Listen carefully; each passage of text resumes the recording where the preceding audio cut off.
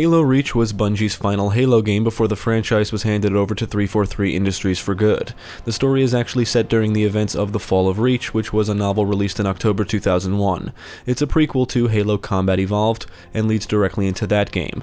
I remember when this came out, Jeremy and I had pre-ordered the Legendary Edition, and went to the midnight launch to pick up our copies. By the time this game released, I had played every preceding Halo game minus Halo Wars, and I was ready and excited to take on Covenant forces once more. Developed by Bungie and published by Microsoft Game Studios, Halo Reach was released in September 2010 for Xbox 360.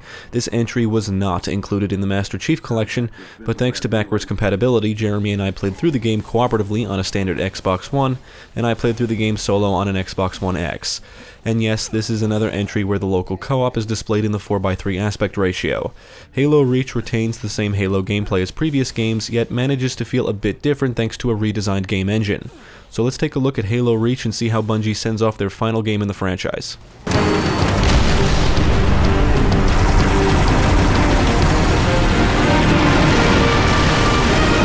I think Halo 4 and 5 were criticized because their storylines were better understood if you had knowledge of the Halo extended universe.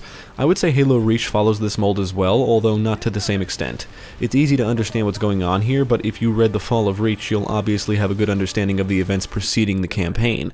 I'll be honest, I'm not really a book person, so I never read The Fall of Reach, but because I enjoy Halo lore, I did read through a large portion of the Halo Mythos guidebook, which covers the events preceding Reach's story, among other things.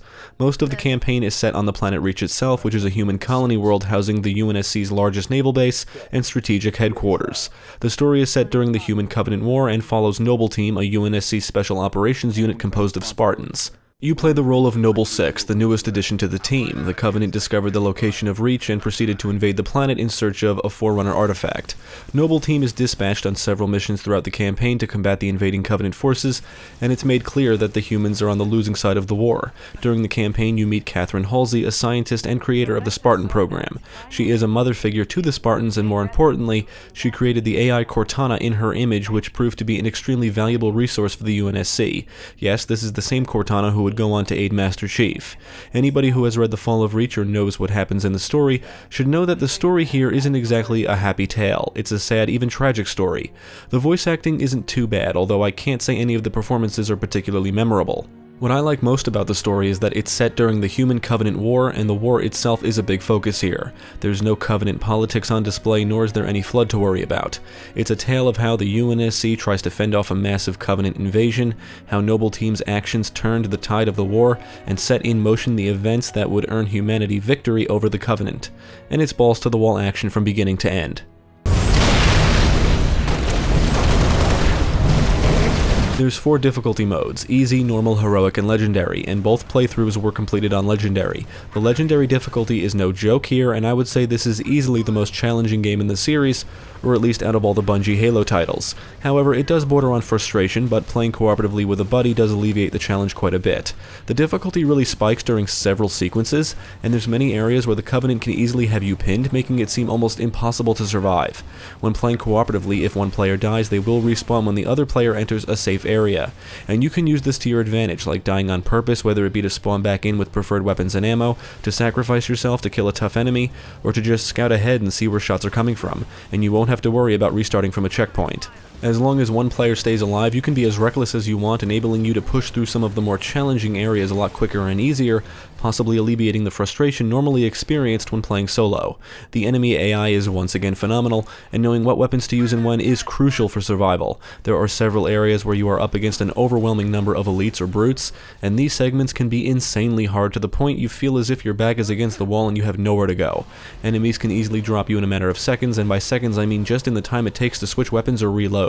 If the enemies spot you, a barrage of projectiles will usually be aimed right at your face, so you really need to be careful. There's a lot of times where I would break the shield of an enemy and die because instead of firing the fatal headshot, I had to reload, just leaving me exposed for a few seconds, which is all the time enemies need to kill you. You really need to be aware of your surroundings, ammunition, and watch out for enemies flanking your position. Some of these encounters really border on unfair because plasma, explosive blasts, and grenades will be zipping past you from almost every direction, and because enemies have what feels like pinpoint accuracy. It can be a challenge just trying to move from cover to cover. I ended up in several positions where I felt as if I was helpless because the moment I would pop out from cover, I was assaulted by attacks and couldn't even move 2 feet. If you're out in the open too long, you're almost guaranteed to die, and if you're in a small room with 4 or 5 elites or brutes, I can guarantee you that success will require a lot of trial and error. The elites and brutes jump around, can easily dodge your weapons fire and grenades, and some of the higher ranking types can even withstand being stuck by plasma grenades. Every encounter will feel fast-paced and intense with bullets, plasma shots, and explosions surrounding you. The legendary difficulty does not fuck around. You can make things even harder by activating skulls. As opposed to Halo 3, where you must find skulls throughout the environments to unlock them, skulls are already unlocked from the get-go here and can be activated from the main menu. Gold skulls make the game harder, like increasing enemy health, less ammo from dropped weapons, enemies throw more grenades, and stuff like that. The silver skulls change other aspects, like rare dialogue heard more often, and an explosion of confetti around the head of any grunt killed with a headshot, among other things. The campaign scoring system also makes a return, where you can play through the campaign and try for a high score. Each kill rewards you with points, killing tougher enemy types rewards you with more points, and unique kills and kill streaks reward you with bonus points and medals. The difficulty and skulls determine the multiplier, so the more challenging you make things, the more points you can earn. In Halo Reach, you play as a Spartan that you can actually customize. You decide the gender and armor color, and you can also change your Spartan's appearance by equipping different armor permutations, which are all cosmetic. You can change your Spartan's helmet, chest, shoulder, wrist, and knee guard pieces, among other things, and you can even choose what type of voice you want for the Firefight mode. You can buy all of the different armor permutations from the armory, which is accessed from the main menu, and to purchase the items you must spend credits. Credits are earned by playing through the campaign, Firefight, or multiplayer, and by completing challenges and earning commendations. Credits also determine your rank. Challenges or objectives you must complete, like killing a specific amount of enemies, for example. There was weekly and daily challenges, and players could create their own challenges through the Halo Waypoint app. Commendations are similar to achievements and are awarded for performing certain feats throughout the campaign. Some permutations require you to meet certain conditions before you can purchase them, and some are just really expensive, so it can feel like a grind if you want to buy everything. But it's actually not that bad, considering you can earn credits across each game mode, and acquiring all of the armor permutations does give you some incentive to replay through the campaign. Specific armor permutations are locked behind achievements earned in the original Halo 3 and ODST, and others are unlocked, I think, by meeting requirements detailed in the Halo Waypoint app. Unfortunately, I don't think you can unlock some of these armor permutations anymore due to changes made to the app over time. Now, just like the Master Chief, these Spartans can walk, run, jump, crouch, perform a melee attack, man turrets, and detach them from their emplacements, hijack vehicles, and sabotage wraiths to destroy them. For some reason, these Spartans cannot dual-wield weapons. You have a motion tracker on your HUD to easily identify allies and foes, and instead of a flashlight, your Spartan is equipped with night vision that can be toggled off at any time during gameplay. With night vision active, everything is highlighted in green, making it easy to see in dark areas. Your Spartan is also equipped with a shield, which drains when you're attacked, and when fully drained, you'll start to lose health, represented by health bars on your HUD. Once you lose all of your health, you die. It's similar to how it worked in the original Halo, however the difference here is your health has limited regeneration. If you stay out of harm's way long enough, your shield recharges, and then your health will regenerate up to a certain point. You can restore your health fully by acquiring health kits scattered throughout the environments. Equipment items are absent, but Reach does introduce armor abilities. You can only equip one ability at a time, and they can be swapped out with others found throughout the environments. Once activated, they remain active for a brief time before they need to recharge. Each ability provides a benefit, and many of them also have a small downside, so it's kind of like a risk versus reward system in some ways. Armor lockup locks you in place, making you invincible, and it unleashes an EMP blast, pushing nearby enemies away upon deactivation. The drop shield is similar to the bubble shield from Halo 3 in that it's a spherical shield that protects you from incoming attacks, but projectiles will not leave from within the shield. But when you are within the shield, your health will regenerate, making this a very useful ability. The hologram produces an identical holographic copy of your Spartan that marches straight forward upon activation. This is great for distracting enemies, but it will disappear after several seconds or if it's damaged. The jetpack enables you to propel upward and maneuver in midair, but you need to be aware of fall damage and try not to deactivate it unless you're close to the ground or anything that you can land on. The sprint ability enables you to sprint, which can be helpful if you need to get somewhere quickly on foot. The active camouflage ability should be familiar if you've played prior games. When activated, you turn invisible, and this time all sound will be muffled as well. It also serves as a radar jammer. The final ability is Evade, and it's not featured in the campaign. It is available in multiplayer and Firefight, and allows you to quickly roll in any direction, which will break enemy lock-ons. You should be aware that enemies too can use some armor abilities. Sometimes you'll come up against enemies in active camouflage, and they frequently like to use the armor lockup ability. Engineers also make a return, providing overshields to all enemies within their vicinity, and they are no longer bullet sponges, or in other words, they are much easier to kill here. The Halo series has always included a wide array of UNSC and Covenant weapons, each with their own strengths and weaknesses, and Halo Reach is no exception.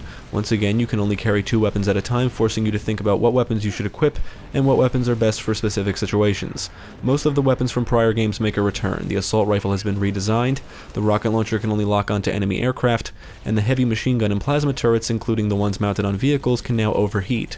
Some weapons were omitted from this entry, including the battle rifle, beam rifle, Mauler, Covenant carbine, and submachine gun, among others, but several new weapons are introduced here. I have always preferred the UNSC weapons to most of the Covenant weapons, just because of how they look and feel, but I have to say I love the new Covenant weapons in Reach. The Plasma Repeater is an awesome looking weapon that rapidly fires plasma shots, but the rate of fire will decrease as the weapon is fired and heats up. You can manually vent the weapon by pressing the reload button. The Plasma Launcher is an extremely deadly weapon that can lock onto enemies and can fire up to 4 plasma grenades. The Concussion Rifle fires explosive bolts of superheated plasma. The Needle Rifle is a Covenant sniper rifle of sorts that fires sharp projectiles or needles that explode several seconds after impact. It's like a long-range needler, but unlike the needler, the projectiles don't home in on enemies. The Focus Rifle is another long-range Covenant weapon that fires a continuous laser beam, and it can overheat. The UNSC arsenal only contains a few new weapons, including the Designated Marksman Rifle, abbreviated DMR, which is a medium to long-range single-shot weapon equipped with a scope. A Plasma Pistol DMR combo is one of the best weapon combinations you can have equipped, because one fully charged shot from a Plasma Pistol can destroy an enemy's shield, and then you can quickly drop the enemy with a well-placed headshot from the DMR. The Grenade Launcher fires grenades, and the alternate fire is, I think, an EMP grenade that you can detonate manually, and it will disable most vehicles and shields in the blast radius. The other new weapon is the Target Locator, which I guess you could say is a weapon since you have to equip it to use it. It's a compact handheld laser emitter designed to designate targets for rocket artillery support, perfect for destroying enemy vehicles like Wraiths. All of these weapons have their ups and downs, and on Legendary, I would say it's best to have at least one medium to long range weapon equipped at all times. Trying to run into battles head on with an assault rifle or shotgun, for example, will most likely get you killed, so hanging back and picking off enemies from a distance is usually the best approach. Now, I should mention that the weapon crosshairs have been redone and now include a bloom which indicates the accuracy of your fire. Not only will you be engaging enemies on foot and in vehicles, but also in the skies above and even in space. Many of the vehicles and aircraft seen in previous games make a return, including the Warthog, Mongoose, Ghost, Banshee, Scorpion Tank, and Wraith. You can drive trucks and forklifts now, which have no mounted weapons. Warthogs can come equipped with standard turrets, a Gauss cannon, and now you can even drive one equipped with a multiple launch rocket system on the back. It can fire multiple rockets at once, making it quite useful. New to the Covenant vehicle roster is the Revenant, which is armed with a plasma mortar that's less powerful than the Wraith's mortar, but still deadly in its own right. One of the standout missions puts you in space and has you flying a Saber, which is a UNSC fighter, equipped with cannons and missiles. It can also thrust for more speed, flip, and even roll, which is helpful for evading incoming attacks. Another mission has you piloting a UNSC Falcon, which is a transport helicopter equipped with a powerful autocannon. You can also lock its altitude, which is an awesome mechanic, and allows you to engage enemies without fumbling around with controls trying to keep it at the same elevation. In my opinion, the Banshee could seriously benefit from the altitude lock mechanic. I find that the vehicle and aircraft sequences in these games are great for breaking up the pacing, and usually make things a little bit easier. Any missions where you're provided a tank is always nice, because as long as you take it slow, you can easily blast your way to your destination, which is a nice contrast to the usual onslaught of enemy attacks and frequent deaths experienced during the on-foot areas, at least on Legendary. The vehicle handling here can still be a pain in the ass, and ground vehicles flipping over could be the difference between life and death. The vehicle flips over, maybe because you ran over a rock or misjudged an incline, forcing you out, and because you're normally surrounded by enemies, they can and will easily close in on your position to kill you, or a Wraith's plasma mortar will simply blast you to hell. Some vehicle sequences in this game are just trial and error, bordering on luck, making these sequences feel frustrating at times. There's usually an obvious path among multiple you can take, but it doesn't always guarantee a safe ride. One mission late in the game encourages you to use a Warthog or Mongoose, but on the Legendary difficulty I found it much easier to proceed on foot. You're up against multiple squads of enemies and also have to deal with Wraiths and Ghosts, and the moment you're exposed, the enemies will let you know. No matter how well I would drive, I would always end up dying from the loss of health or because my vehicle exploded, whether it be from the constant barrage of Wraith plasma mortars, Ghost plasma shots, or from the onslaught of enemy weapons fire consisting of plasma shots or explosive plasma bolts from concussion rifles coming from multiple directions. The enemies also throw grenades quite frequently, so keeping your vehicle parked for an extended period of time could mean it will easily get stuck with a plasma grenade. The Halo series has always offered situations where you might not feel safe no matter what you do, especially on Legendary, and even more so in Reach, and the vehicles in this game don't always feel like the saviors they used to be.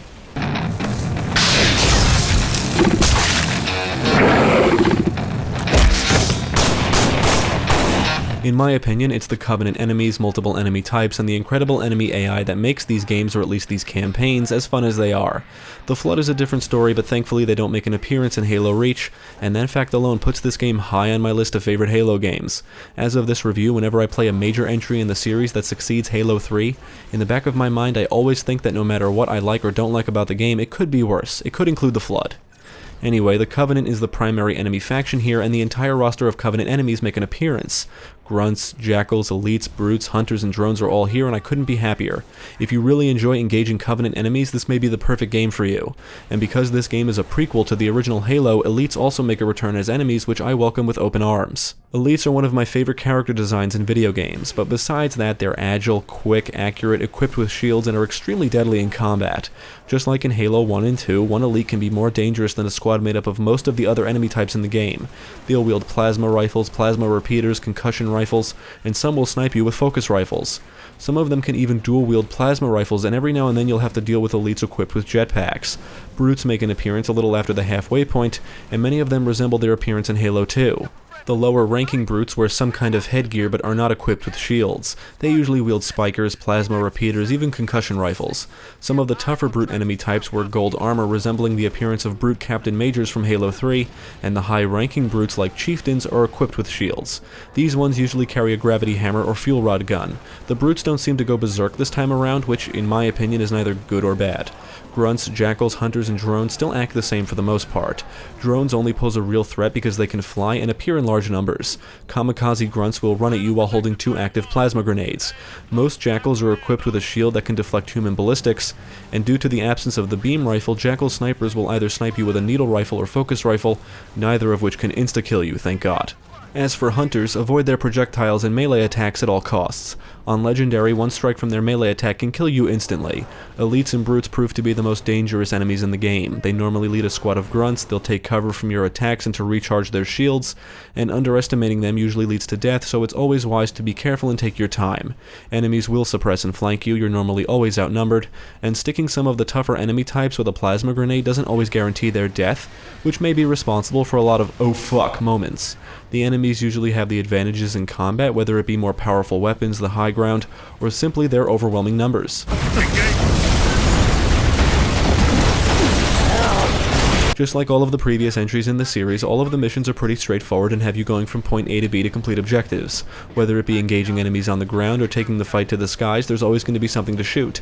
Many objectives have you defending areas, sometimes you just need to push back enemy forces, you'll have to disable anti-aircraft guns, and you'll even destroy Covenant jammers among other things. Most encounters take place in wide open areas, providing you plenty of options when it comes to approaching situations. There's usually multiple paths you can take and different objects and structures to use as cover, with a lot of room to maneuver. One standout mission has you flying a Saber in space defending Anchor 9, which is a vessel refit station from attacking Banshees, Seraphs, and Phantoms. Right after this, you must attack a large Covenant corvette, board it, and then wipe out the crew. Now, as cool as this mission is, on Legendary it can prove to be excessively difficult. Infiltrating it involves you jumping down through a shield of some kind, but then you're immediately surrounded by several elites that can kill you before you even touch the ground. You can land on the platforms, but there's almost nowhere to hide, leaving you exposed the moment you drop. It's insane. If you do manage to infiltrate the Corvette successfully, you'll work your way through the Corvette mostly by yourself, and will engage enemies in rooms smaller than the areas seen in the outdoor locations on the planet Reach. I think I died more times in this mission than during any other mission in the game. In addition to the sometimes ludicrous challenge, the checkpoint system is truly fucked. I really don't know how it works, but it seems that the game will autosave after completing objectives and sometimes after encounters. Sometimes being the key word, because there's nothing more frustrating than spending 10 to 15 minutes battling tough enemies, barely making it out alive, and then proceeding forward and getting killed only to realize that the last checkpoint was before the lengthy battle you just won. Sadly, this happens often in Halo Reach, and it can be really infuriating. Most missions are set on the planet Reach and the environments are quite varied. Bungie has come a long way since the first game in terms of level design, and I'm happy to report that I saw no real signs of level design repetition. You'll traverse through destroyed buildings, farms and fields, a communications outpost, the city of New Alexandria, a mining facility, and the UNSC sword base among other areas. A few areas present opportunities for you to sneak up on enemies and kill them quietly with melee attacks, but most of the time you'll engage them head on. Many areas require you to clear out enemies or waves of enemies before you can proceed. Enemy waves usually come pouring out from various locations, or they're deployed from phantoms or spirit dropships. One mission in particular includes a cool segment where Covenant drop pods housing elites are crashing to the ground as you fight your way across a beach. There's one mission where you encounter these massive creatures which I think are called Kuttas. I remember being thrown off by these things when I first played this. They only appear in the one mission and seem random as hell. Fighting alongside you throughout several missions are the other Noble Team Spartans. Just like in ODST, these allies are invincible and usually helpful in some way during combat. They'll engage and kill enemies, but you usually have to do most of the work. The other standard UNSC Marine allies that accompany you here and there aren't the brightest bulbs, and usually die not long after they join you. This is unfortunate but not surprising considering the friendly Marine AI in previous games was always dumb as shit. As expected, they get in your way but are great for diverting enemy attacks away from you, as well as using the mounted weapons and vehicles as you drive. Firefight. If you're a fan of the Halo series, specifically engaging the Covenant enemies, then the Firefight mode in Reach is literally the greatest thing ever. Not only does it showcase the smart enemy AI, but you can customize every little thing about it to the point of creating your own custom Firefight game type. You can even share your custom game types with friends over Xbox Live. Just like in ODST, you still choose the difficulty and mission, which are just maps ripped straight from the campaign. If you acquire the DLC, you could get extra Firefight maps including Unearthed and Installation 04, which is a location ripped straight from the original Halo game. This map is also the only one that includes Marine AI allies. The Spartan you created for the campaign carries over into Firefight, and you can also set your preference to Elite if you prefer to play as an Elite depending on the game type. However, if you're playing solo and play as an Elite, there's not going to be enemies to fight, humans won't spawn in. So unless you're playing with people, you're stuck playing as a Spartan. Firefight comes with several default game types including Firefight, Firefight Classic, Generator Defense, Gruntpocalypse, Rocket Fight, Score Attack, and Versus. They're all unique in their own way, but the real highlight of this mode is the fact that you can use any of these game types as a base and change up the game options to customize the experience to your liking. You don't want to play with skulls activated? You don't have to. You want to play with infinite ammo? You can do that. You can change everything from the squads of enemies that spawn to the individual wave properties. There's even 3 custom skulls, blue, yellow, and red, that allow you to define their properties. You can adjust various things for Spartan and Elite players like damage resistance, shield multiplier, melee modifier, equipment usage, infinite ammo, and even enemy wave traits like shootiness, vision, grenades, damage modifier, and all kinds of stuff like that. Firefight is still designed for co-op, but now you're given tons of control that you can design a game type to play by yourself. I would still recommend you tone down the difficulty to heroic or normal unless you're really good, because legendary can easily kick your ass. However, if you make some adjustments to give yourself a slight edge, legendary may seem more appealing since you'll probably last longer than 2 minutes. When you first start a match, you can pick from one of several loadouts that include 2 weapons and a unique armor ability. Each time you die, you have the option to choose a loadout before respawning. The scoring system is always in place, so besides trying to survive the onslaught of enemies, you also want to try for the best possible score. You're provided lives, which can be adjusted. You can set a time limit, you may have to deal with enemy vehicles depending on the map, and lives are added in between rounds. The vanilla Firefight game type consists of a set of rounds with multiple waves. Each wave consists of progressively more difficult enemies. Depending on the game type, skulls may automatically activate, which depends on the round or set. Firefight Classic is just like the Firefight mode in ODST. Gruntpocalypse is all about surviving hordes of grunts. Versus is a 2 vs 2 matchmaking game type similar to the Team Slayer multiplayer mode. Players will either be Spartans or Elites, and each team is trying to rack up as many points as possible. This mode is obviously designed for multiple players, and if you try to play it solo, it just turns into basic Firefight. In Score Attack, the idea is to go for the highest possible score, which I believe was fully tracked on Bungie's website back in the day. Rocket Fight is a fun little mode if you feel like going on a power trip. It's like basic Firefight, but you're provided a rocket and magnum, both with infinite ammo, and any weapon you acquire throughout the match has infinite ammo as well. Generator Defense requires you and your allies to defend one or multiple generators on the map. This mode is best played with some friends, and I would recommend you lower the generator count to 1 if you want to play solo, because trying to run between each and protect them all for a significant time is almost an impossible task by yourself, depending on the difficulty. You can lock each generator down so they're better protected, but they will eventually need to cool off, which will make them vulnerable again. These default game types are all fun in their own right, but I found creating my own game type to be the way to go. Lieutenant, get aboard! We gotta get the hell out of here! Negative. I have the gun. Good luck, sir. Good luck to you, Spartan. Instead of borrowing assets from Halo 3, Halo Reach includes a redesigned game engine which is noticeable from the moment you start playing. Things look different, things feel different, and it's all for the better in my opinion. Reach does look significantly better than the previous games. The developers increased the polygon counts for models, and I read that the redesigned assault rifle contains more polygons than an entire Marine character from Halo 3. Explosions look cooler, particle effects look better, blood splatter looks more realistic, and the animations look pretty great thanks to motion capture technology. There is a motion blur effect that's very noticeable, especially during cutscenes. It's not a huge problem for us, but it is noticeable and doesn't always look good. There's plenty of details that make the environments feel realistic and war-torn. Animals may roam the fields, buildings may be partially destroyed or on fire, you'll encounter dead bodies littered throughout the environments, and every now and then you'll see UNSC and Covenant aircraft engaged in a fierce battle in the skies overhead. Now, the sound work is definitely an improvement over the previous games, whether it's the sound of projectiles whizzing past your head, booming explosions, or the sounds of combat in general. Halo Reach provides some excellent audio and really manages to capture that feeling of a human-alien war.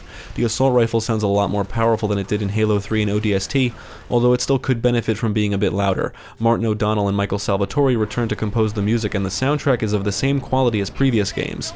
Most of the music here is very somber and dramatic, which matches the tone of the story perfectly, although I still prefer the music heard in the original trilogy. As for the technical aspects, there is some pop in here and there. The frame rate dipped a few times during our co-op experience, but the game ran smooth for my solo playthrough, and we experienced no real bugs or crashes. When playing in local co-op, the gameplay is displayed in the 4:3 aspect ratio. Actually, it may be a little bit wider, and it can be hard to see things sometimes. I do question why Bungie could never configure this to fill the screen appropriately. I'm guessing it's because of technical reasons, but it is what it is.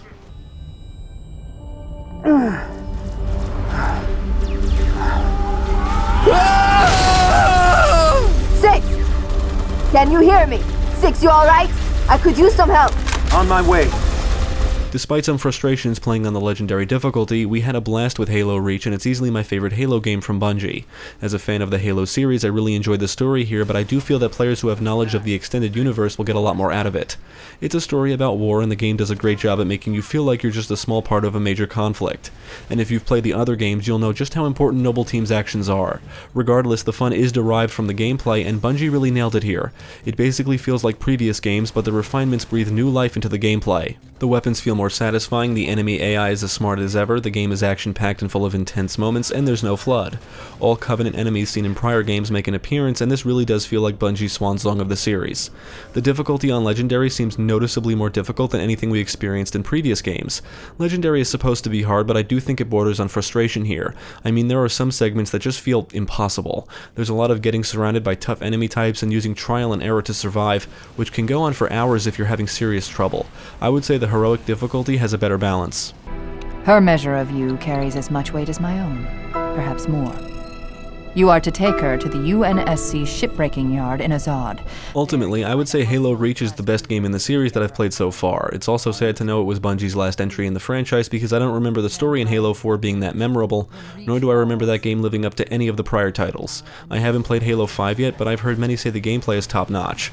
Regardless, I would definitely recommend Halo Reach to fans of the Halo franchise and first-person shooters. It's got aliens, action, and tons of replay value thanks to multiple difficulty modes, the scoring system, and the amazing Firefight mode. Of course, there's multiplayer, which I did not try, and the famous Forge mode as well. Not only is this one of my favorite games in the Halo series, but it's also one of my favorite first-person shooters for the Xbox 360. If there's any game in this series that truly deserves to be remastered and enhanced, it's Halo Reach. I would even love to see it ported to PC at some point, just for mods. After Reach, Bungie handed over the franchise to 343 Industries, but not before going out with a bang. Halo Reach is one hell of a ride, so definitely check it out if you haven't already.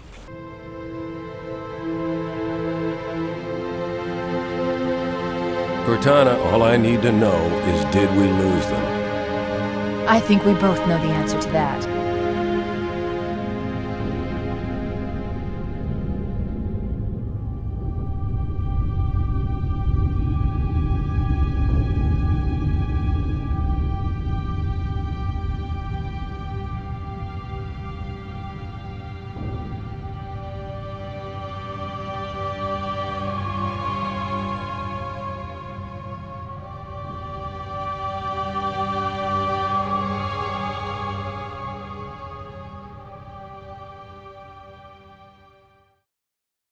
Thank you for watching. If you enjoyed this video, check out the rest of our channel for more quality content and follow us at the links below. If you're interested in gaming news, let's plays, live streams, and even podcasts, be sure to visit our friends over at GameCast.